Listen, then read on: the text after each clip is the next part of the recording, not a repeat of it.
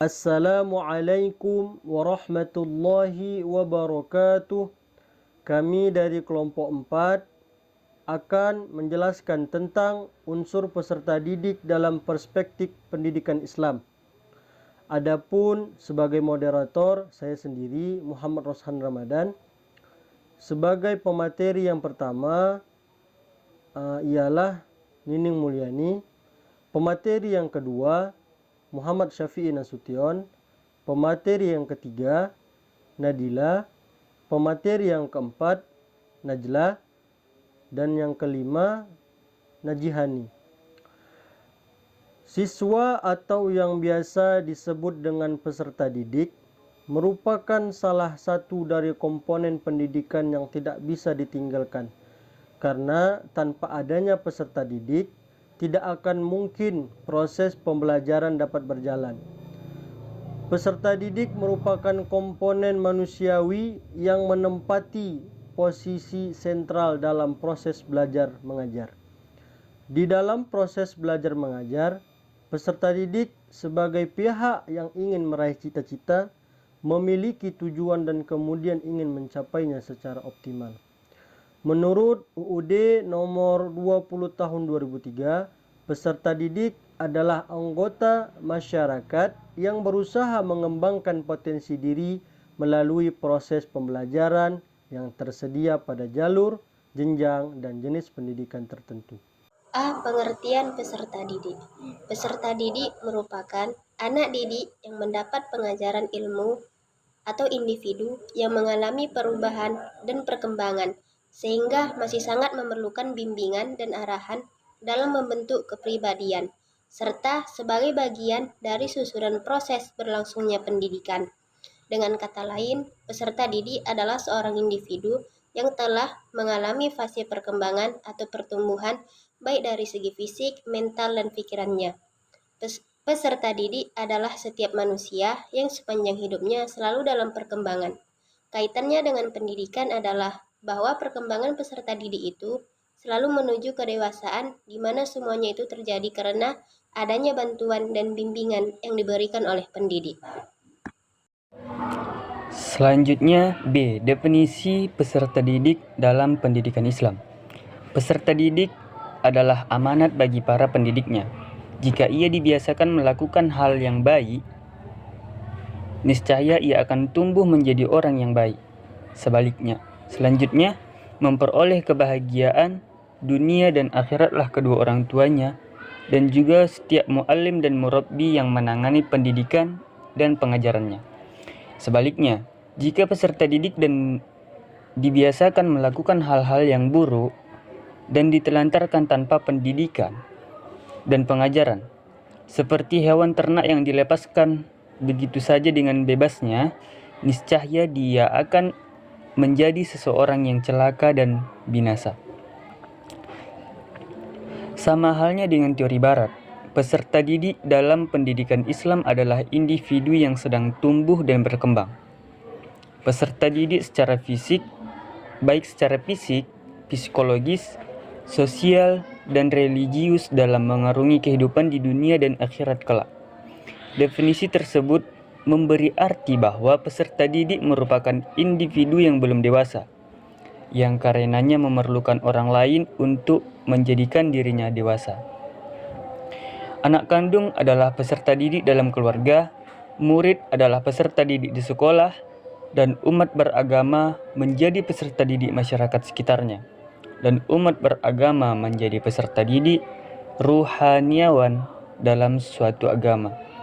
Dengan demikian dalam konsep pendidikan Islam, tugas pengajar, mendidik, dan memberikan tuntunan sama artinya dengan upaya untuk meraih surga. Dan sebaliknya, menelantarkan hal tersebut berarti sama dengan menjerumuskan diri ke dalam neraka. Terima kasih moderator, saya Nadila Aulia Syahida akan menyampaikan materi selanjutnya yaitu C. Kebutuhan peserta didik dalam pendidikan Islam. Ada 8 kebutuhan peserta didik menurut Rumah Yulis. Yang pertama yaitu 1. Kebutuhan fisik. Setiap anak akan mengalami pertumbuhan. Proses pertumbuhan fisik ini terbagi menjadi 3 tahapan. Tahap pertama, peserta didik pada usia 0-7 tahun di fase kanak-kanak. Tahap kedua, peserta didik pada usia 7-14 tahun di fase remaja. Yang ketiga, peserta didik pada usia 14-21 tahun di fase dewasa. Yang kedua, kebutuhan sosial. Kebutuhan sosial digunakan sebagai wadah peserta didik yang ingin diterima eksistensinya dalam sebuah lingkungan. Yang ketiga, kebutuhan untuk mendapatkan status. Kebutuhan ini salah satu kebutuhan peserta didik untuk mendapatkan lingkungan yang nyaman, dengan tujuan untuk menambahkan sikap mandiri serta rasa bangga pada diri dalam lingkungan tersebut. Yang keempat, kebutuhan mandiri. Kebutuhan mandiri ini memiliki tujuan untuk menghindarkan sifat pemberontakan pada peserta didik. Yang kelima, kebutuhan untuk berprestasi. Untuk mendapatkan kebutuhan ini, peserta didik harus mendapatkan kebutuhan-kebutuhan sebelumnya, karena kebutuhan-kebutuhan sebelumnya akan berkaitan dengan kebutuhan yang ini. Yang keenam, kebutuhan ingin disayangi dan dicintai. Kebutuhan ini sangat berpengaruh dalam pembentukan mental peserta didik. Dalam Islam, mengajarkan bahwa kasih sayang terindah adalah kasih sayang dari Allah Subhanahu wa Ta'ala. Oleh karena itu, mari sama-sama kita saling menyayangi. Yang ketujuh, kebutuhan curhat. Setiap peserta didik pasti akan mengalami kendala terkhusus dalam belajar, baik dalam lingkungan sekolah maupun di luar. Maka, dengan demikian, peserta didik membutuhkan seseorang yang dapat mendengarkan serta memberikan solusi di setiap problemnya. Yang terakhir, kebutuhan untuk memiliki filsafat hidup. Kebutuhan ini memiliki dimensi penting dalam mempengaruhi perkembangan peserta didik, agar melahirkan peserta didik yang memiliki akhlak mulia serta menjadikan peserta didik sebagai insan kamil. D. Karakteristik peserta didik dalam pendidikan Islam. Yang pertama itu ada peserta didik bukan miniatur orang dewasa. Ia mempunyai dunianya sendiri sehingga metode belajar mengajar tidak boleh dilaksanakan dengan orang dewasa. Yang kedua itu ada peserta didik memiliki kebutuhan dan menuntut untuk pemenuhan kebutuhan itu semaksimal mungkin. Kebutuhan individu menurut Abraham Maslow terdapat 5 hierarki kebutuhan yang dikelompokkan dalam 2 kategori, yaitu yang pertama ada kebutuhan tahap dasar atau basic needs. Yang kedua itu ada meta kebutuhan atau meta needs.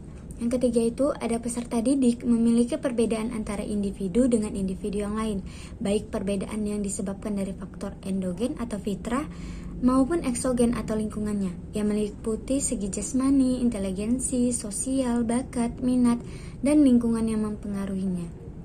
Yang keempat itu ada peserta didik merupakan subjek dan objek sekaligus dalam pendidikan yang dimungkinkan dapat aktif, kreatif, serta produktif. Yang kelima itu ada peserta didik mengikuti periode-periode perkembangan tertentu dalam mempunyai pola perkembangan serta tempo dan iramanya. Sifat-sifat dan kode etik peserta didik dalam pendidikan Islam. Yang pertama, belajar dengan niat ibadah dalam rangka taqarrub kepada Allah Subhanahu wa Ta'ala, sehingga dalam kehidupan sehari-hari peserta didik dapat mengisi kehidupan dengan akhlak yang terpuji.